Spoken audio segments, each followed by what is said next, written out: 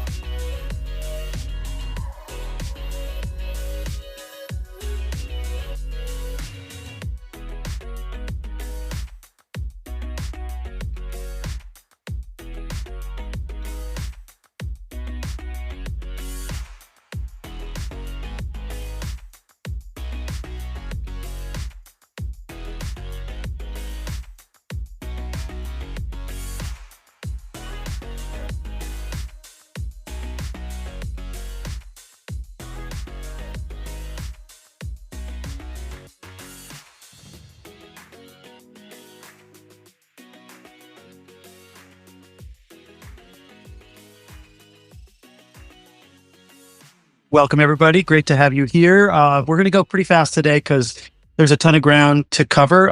Very grateful to have Brynn Cooksey here. Many of you know him, one of the hardest working men in all of HVAC. He is the owner of Air Doctors Heating and Cooling in Detroit and is also the leader and a significant trainer at HVAC U, and just an all-around excellent person who's doing so much for the industry. So, Brynn, welcome. Anything you want to fill in terms of bio before we dive in?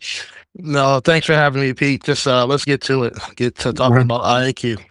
All right, sounds good. So, I think most of you know this has been a passionate topic for me for a long time, and I sort of feel like the IAQ has been this kind of building wave that is, building and building and building, and it never, the wave that never kind of seems to break. There's discussion that it's a giant market, $10 billion, mostly around kind of devices, but all reflecting the fact that homeowners are increasingly aware that the quality of the air in the environment inside their homes can be in many cases worse than it is outside. And at the moment, I'm in the mountains in Colorado. It is worse outside. It is, there are forest fires all around, and the AQI is pretty bad right now. But in this house that I happen to be in, a friend's house which is a tight building that's mechanically ventilated. It is quite healthy. So, I think the big challenge we've always faced is that most homeowners think that there's a shiny object solution in the form of some kind of a purification device. And so, Brynn, I think, let's go to you.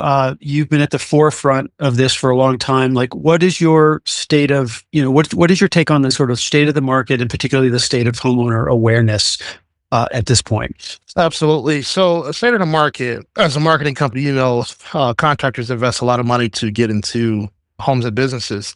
And they get into the homes and businesses, they do their thing, and they kind of leave. Years ago, we kind of set our platform. We were getting calls and requests for IAQ testing, but there really wasn't any standards. So we researched the product several years ago, and we came up with, why don't we propose some solutions, and then actually tackle them? So we do get calls for IAQ. If customers are sensitive to issues, they may ask for specific testing. Sometimes they may not know what they're asking for. They just know there's an issue. But where we found our success is actually creating opportunities by testing every single call or interaction with the customer. So if you're a shell contractor and you're doing an estimate, perfect time to test. If you're doing energy audit, perfect time to test. HVAC techs, you're in multiple homes, almost 1,000 homes per year.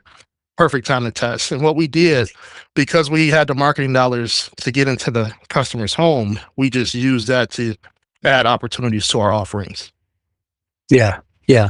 So say a little bit more about, where you think the kind of state of homeowner awareness is. And I think you kind of referenced the fact that a lot of people are interested in a test, and that's something that we've observed for a long time. But for the situations in which you're not sending a tech into a home and then just running the test just without necessarily asking to do it, are you seeing growing demand for people that are worried about this and concerned?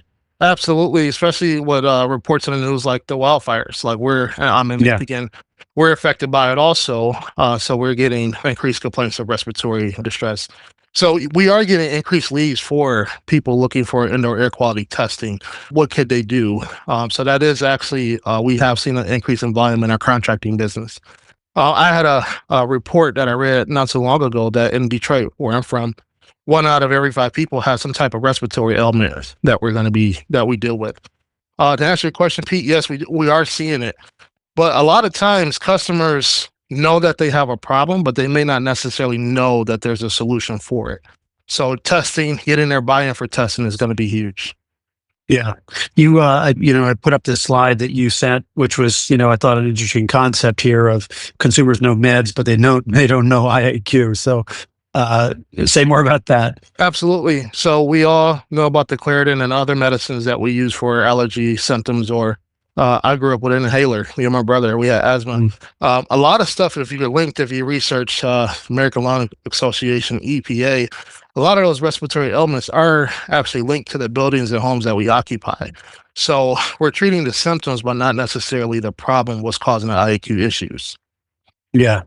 Well, I think that's an interesting sort of point again about like, do you find a distinction in who is interested, like what the demographic patterns are? I mean, obviously, well, not obviously, but I think that the point you just made about children with asthma and the high incidence of asthma would sort of point you towards parents as an important demographic. What else would you say in terms of who is showing interest? Parents by far, that's probably our biggest demographic or our customer base or profile. Parents with small children and they have some respiratory distress. They're really interested in the product, products and services we have to offer.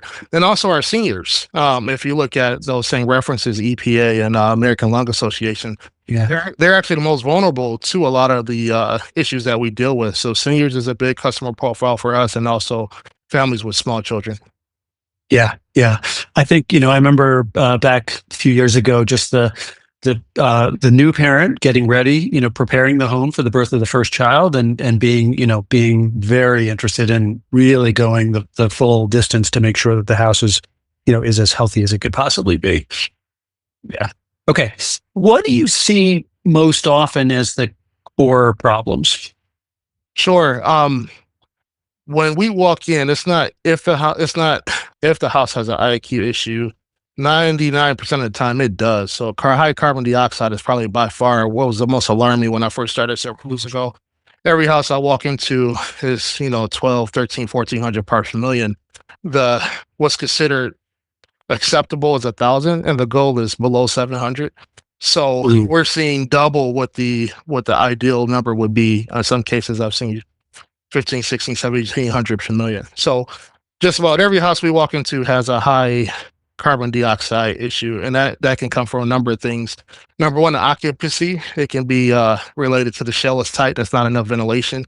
I've even found high carbon dioxide levels due to improperly operating combustion appliances like water heaters that were not vented out properly. So so that's by far one of the most alarming. We see a lot of particle concentration. Before we started, maybe we're talking about PM 2.5. We see a lot of that in the house. Simple tasks like using a gas range that's unvented. It doesn't have an exhaust fan that goes outside. When you cook and use a gas range and it's unvented, it puts tons and tons of particles into the air that takes hours and hours, sometimes days to disperse. We see a lot of moisture problems that we measure with IAQ. We found oversized air conditioners because we couldn't control the relative humidity. We've even had carbon monoxide identified through testing and found cracked heat exchangers, and the technician wasn't even there for that furnace. They were there for like a water heater or something like that. So testing by far uncovers a ton of stuff that we deal with day in and day out. And what it did for our company, it unlocked opportunities that we were already in the house for a particular reason. Once we got the buy-in from the customer to test, it unlocked other things that they were dealing with that we can help them with. Yeah. Yeah. Well, I want to go to what your diagnostic process is and how that's evolved. Before we do you get any pushback from people when you say, I want to test your home? No. Actually, what was kind of concerning when we first started testing, that was a concern I had too. They're actually really, really interested, depending on what kind of business the listeners may be into. I know in our mechanical business, it started with our CSR, customer service rep. They kind of set the stage about what was going to happen. If you're a shell company, I've seen shell companies do the same thing. If they're there for an estimate or energy audit, they would set the stage. And the customers are really interested in the data just to see what what's going on, because they're living with symptoms. They know something's wrong, but they can't necessarily quantify it. So we haven't had any pushback with doing the testing. Good. All right. Well, let's talk about the testing. I know you've tried every device known to man, I think, and you're an expert on what's out there. How have you decided what your diagnostic process is, and what specific tools are you using in that process? Very good question. So I would describe Air Doctors, our contracting business, as home performance. So we do all the trades under one roof. A big portion of that business is demand response, heating and cooling service calls. AC is broken, furnace is broken, respond. We set our techs up, our fleet, basically for every tech to always get a IAQ measurement. And we use a device, Air device, where while they're in the home, they plug it in and they get an indoor air quality test done in 30 minutes. And it kind of opens their eyes to see, is there anything in the home that we should be speaking with the customer about? And this is a sample report. This is an actual physical report. And if you see this is pretty easy to discuss this with the customer to tell them what's going on. Okay. And so, again, this is a spot test, which runs in your case, while the tech is in the home. So how long is this going for? It's going for 30 minutes. For 30 minutes. Okay. Okay. And how do you, I know there's been a fair amount of discussion on this of the whole question of whether, the value of a 30-minute test versus, something over a longer period of time. I guess, are there situations where you just make a decision that you need to test for longer periods? Yes. Yep. So, the technicians are trained to ask certain questions like, in a CSR. So we'll ask it, what was the last time you cooked? Are you planning on cooking lately? Those kind of things. And then the technician can also look and make a judgment call, what's in the house, if that would affect the reading. But overall, it gives us a pretty good generic baseline of what's going on. It can be skewed with activities like cooking, but however, again, we're asking questions to kind of rule that out. If we do suspect that activities will skew the report, what we'll convert it into a long-term report. And I've left a monitor in a customer's house for a week or so just to kind of get the bad data out the way and get a true appropriate baseline. Okay. And is the Air Advice is still your kind of tool of choice for all situations? Yes. Okay. Yep, it is. Another reason I like about it, the reports, they're customer facing, and it's a third party reference. So they're pulling in the measurements from the sensors inside. They're pulling in the measurements. And then the sales page to the customer is referencing like the American Lung Association. They're referencing the Heart Association or EPA. There's third party call outs to the numbers, and that's where the scales come from. So it's not Brynn or Air Doctors saying that this is bad. It's third party reference to give us some trust and credibility with the customer. Yeah. Well, I think, we've known the Air Advice folks for a long time. And I think it's obviously a solid device, has very good sensors. It gets recalibrated, which a lot of these things don't. And as you said, it gives this really very homeowner friendly report just with a push of a button. So, and I'm not aware that any other of the many devices that are out there, I'm not aware of any others that produce a kind of a customer friendly report like this one. Is that accurate? The ones I've seen and played with, they do provide parameters, and they have the kind of the stoplight hierarchy, like red, yellow, green. So they'll tell you red is bad, yellow is not so good, green is great. But it actually tells you what's going on, the problems with the parameter, that high parameter, and it gives you some solutions also. So we found it to be a pretty good sales tool for maybe technicians who may be a little bit timid. They don't like to discuss financing. Maybe they're great at fixing stuff, but you have some technicians who are maybe not comfortable. The report does a lot of the describing and discussing to the customer. So it makes it kind of easy on those technicians also. Okay. And, I know, for that segment of the customer base that does call up and say, hey, I'm worried about something and can you come and test it? Do you end up charging for that?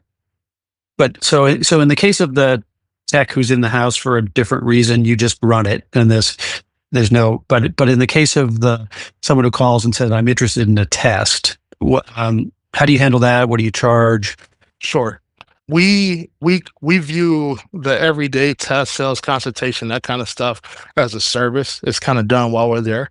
If a customer calls and specifically asks for an IAQ test, then we view that as a product. So we'll charge anywhere, $450, $500 to leave the monitor there a few days, and then get a better report. When I mean better, the report has a lot more information, and it timestamps the reading. So then I can do some troubleshooting. Like, is their event connected to cooking?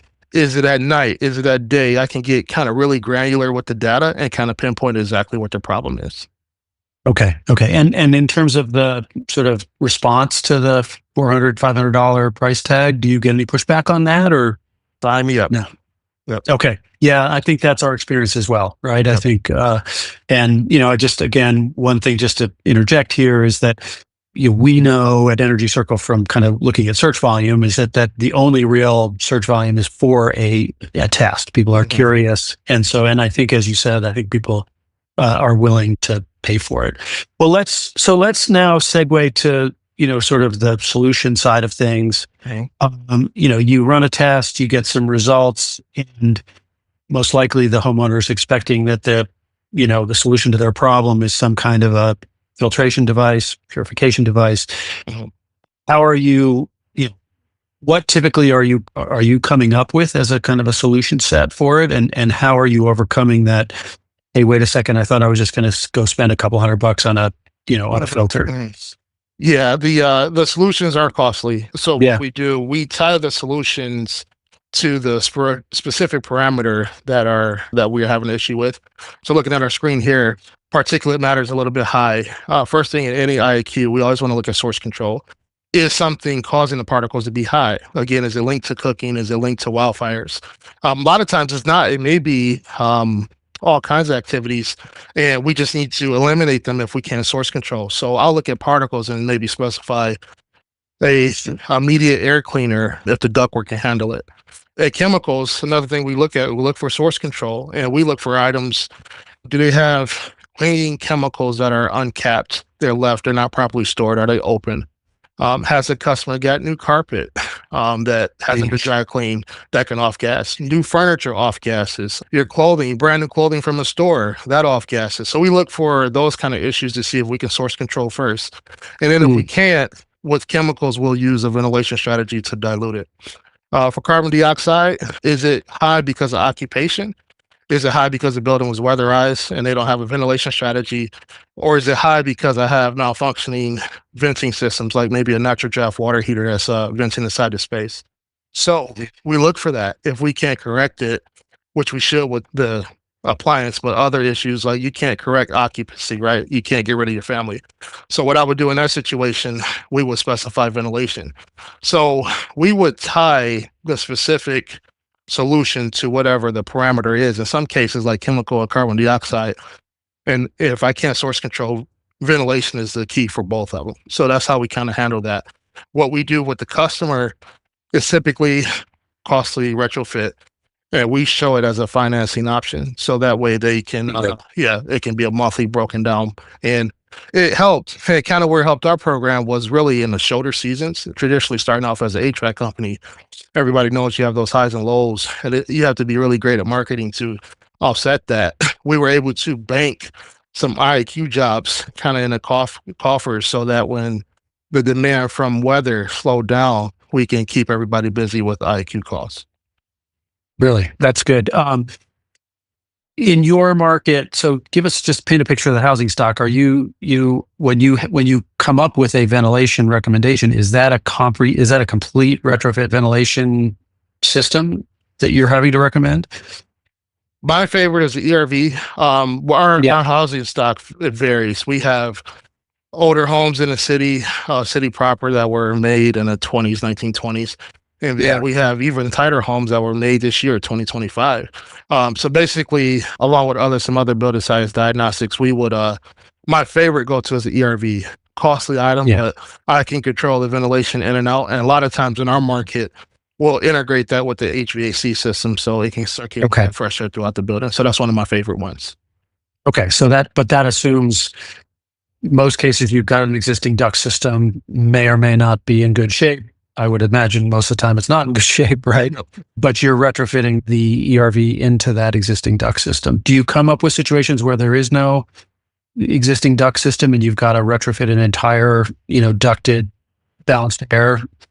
Okay. Yeah, we've done that. We've put in ERVs and ducted them like traditional HVAC equipment, maybe a house with a boiler where we didn't have a duct system to connect to. So we've done that also.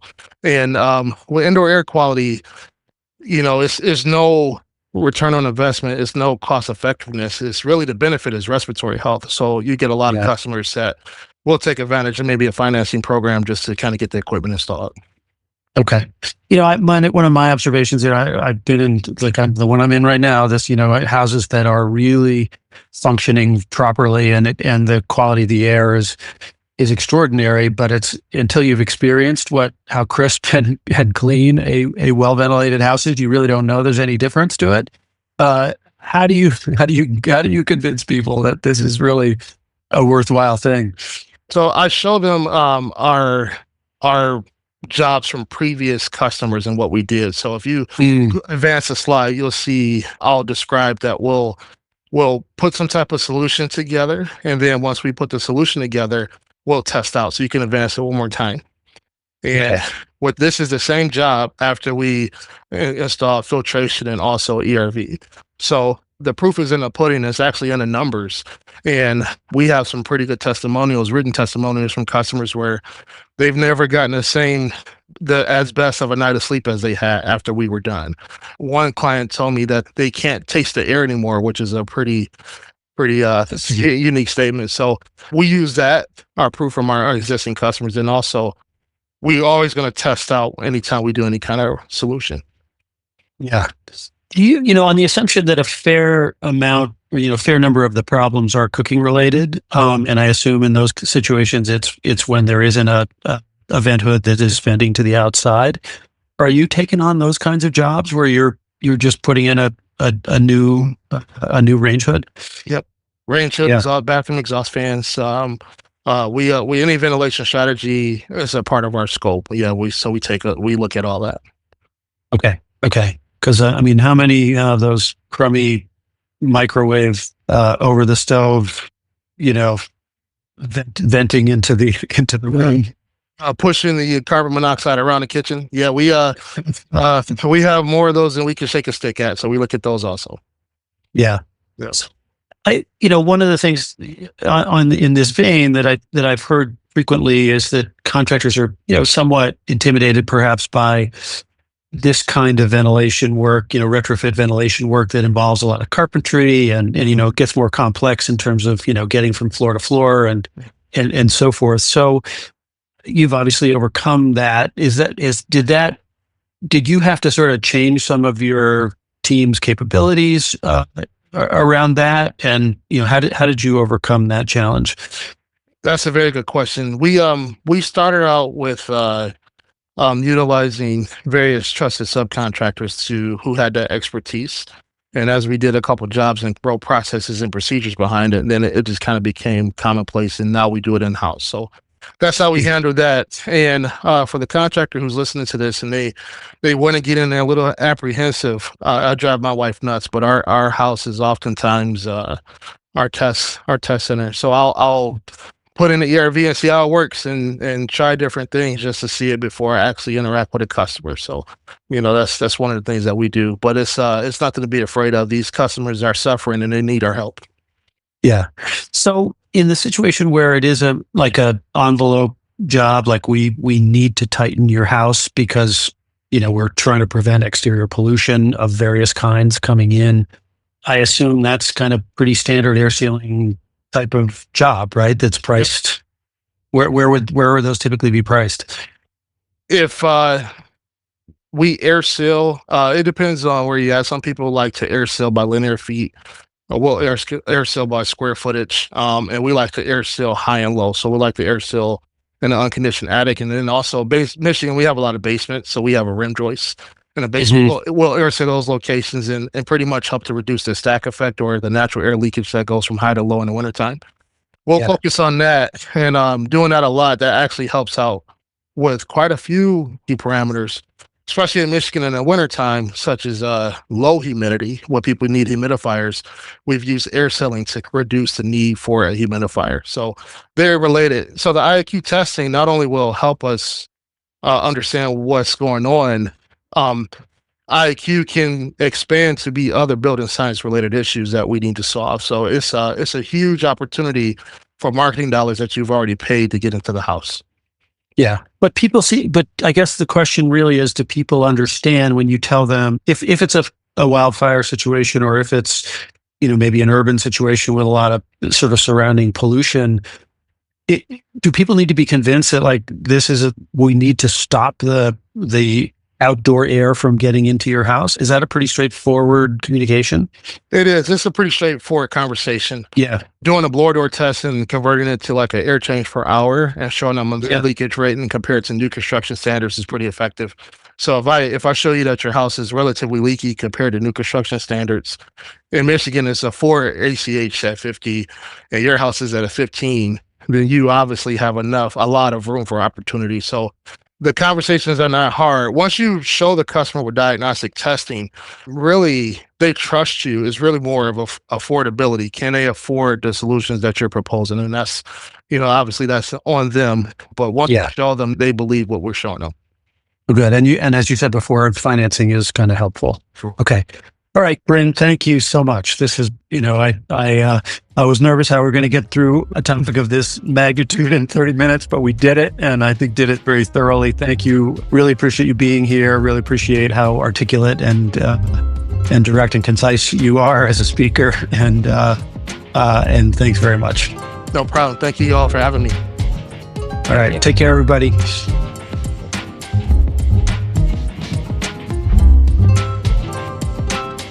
The High Performance Edge podcast is brought to you by our company, Energy Circle, the marketing agency that for 15 years has served the most successful high-performance contractors in the country. Curious about whether we might be a good fit for your marketing and website needs? It begins with a no-obligation, no hard sales discussion of your business and goals and an honest assessment of whether we can make an outsized impact on your company. Check out energycircle.com or email me directly at peter@energycircle.com.